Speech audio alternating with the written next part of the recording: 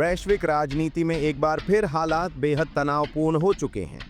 America द्वारा Venezuela में की गई सैन्य कार्रवाई ने पूरी दुनिया का ध्यान अपनी ओर खींच लिया है।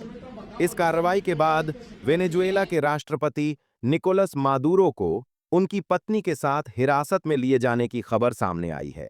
इसी बीच भारत सरकार की ओर से इस पूरे घटनाक्रम पर पहला आधिकारिक रुख भी सामने आ चुका है, जिसके बाद अंतर्राष्ट्रीय कूटनीतिक हलकों में चर्चाएं तेज हो गई हैं।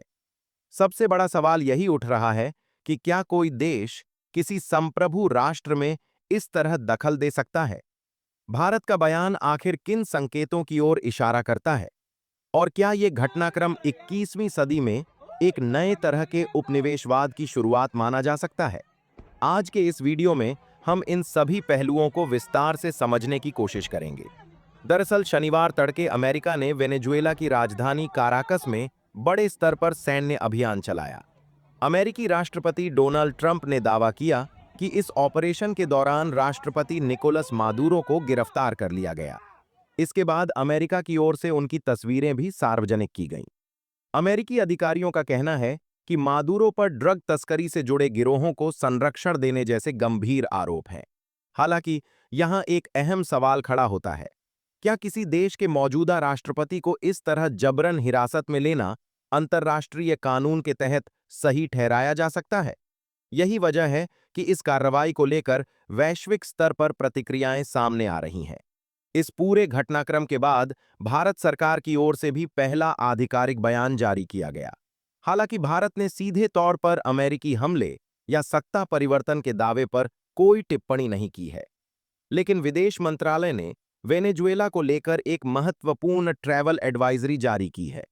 विदेश मंत्रालय के अनुसार भारतीय नागरिकों को वेनेजुएला की गैर जरूरी यात्रा से बचने की सलाह दी गई है।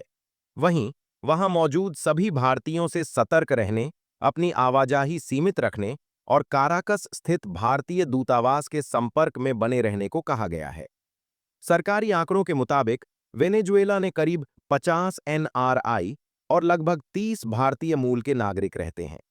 अब सवाल उठता है कि भारत का यह बयान इतना अहम क्यों माना जा रहा है? दरअसल ये केवल एक सामान्य ट्रैवल एडवाइजरी नहीं है। इसके पीछे गहरे कूटनीतिक संकेत छिपे हुए हैं।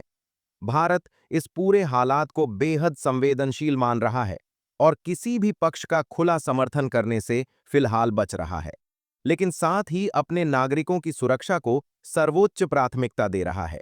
यानी भारत ने इस वक्त संतुलन और सावधानी की नीति अपनाई है। हालांकि जहां केंद्र सरकार ने संयमित रुख रखा है, वहीं केरल के मुख्यमंत्री पिनराई विजयन ने इस मुद्दे पर अमेरिका की कड़ी आलोचना की है। उन्होंने सोशल मीडिया पर बयान जारी करते हुए इस कार्रवाई को साम्राज्यवादी हमला करार दिया। उनका कहना है कि अमेरिका अपने स्वार्थों के लिए ग्लोबल साउथ में अस्थिरता फैलाने का काम कर रहा है। उन्होंने अंतर्राष्ट्रीय समुदाय से इस कार्रवाई की सामूहिक निंदा करने की अपील भी की। अब बड़ा सवाल यही है कि क्या ये 21वीं सदी का नया उपनिवेशवाद है? विशेषज्ञों का मानना है कि ये सैन्य कार्रवाई अंतर्राष्ट्रीय कानून, संयुक्त राष्ट्र चार्टर और किसी देश की संप्रभुता के सिद्धांत पर गंभीर सवाल खड़े करती है। फिलहाल भारत ने न तो समर्थन किया है, न खुली आलोचना और न ही कोई चेतावनी दी है। लेकिन अगर हालात और बिगड़ते हैं तो भारत को संयुक्त राष्ट्र, ब्रिक्स या अन्य वैश्विक मंचों पर अपना रुख स्पष्ट करना पड़ सकता है। कुल मिलाकर वेनेजुएला में अमेरिका की यह कार्रवाई सिर्फ एक देश तक सीमित मामला नहीं है। यह वैश्विक व्यवस्था, ताकत बनाम कानून और छोटे देशों की संप्रभुता से जुड़ा एक बड़ा सवाल बन चुका है।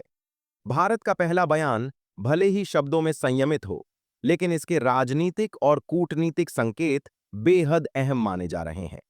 अब देखना होगा कि आने वाले दिनों में भारत इस मुद्दे पर किस तरह अपना रुख स्पष्ट करता है और क्या वैश्विक समुदाय इस कार्रवाई को स्वीकार करता है या नहीं।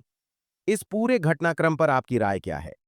क्या यह अंतर्राष्ट्रीय कानून का उल्लंघन है या फिर अमेरिका की रणनीतिक मजबूरी? नीचे कमेंट में अपनी राय जरूर साझा करें और ऐसी ही गहराई से की गई खबरें और विश्लेषण देखने के लिए शरद इंडिया बुलेटिन को सब्सक्राइब करना न भूलें।